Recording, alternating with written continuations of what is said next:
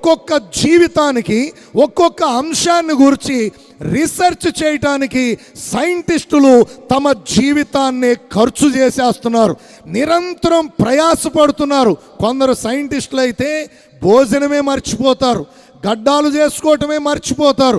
వారు పిచ్చివారి వలె ఈ లోకములో తిరుగుతూ ఎప్పటికప్పుడే గొప్ప విషయాలను కనుగొని ప్రజలకు సురక్షితమైన జీవితాన్ని ఇవ్వటానికి వారు ప్రయత్నాలు చేస్తారు. ఈ రాత్రి ఈ విషయాన్ని నేను ఎందుకు ప్రస్తావించాను అంటే, ఈ లోకములో ఎంత గొప్ప సైంటిస్ట్ అయినా, ఎంత గొప్ప చదువురైనా ఇచ్చేటటువంటి సలహాల కంటే కూడా ఈ రాత్రి నేను ప్రకటిస్తున్నటువంటి ఈ పరిశుద్ధ గ్రంథమైన బైబిల్ తెలియజేసే సలహా అతి ప్రాముఖ్యమైనది, అన్నిటికంటే కూడా శ్రేష్టమైనది.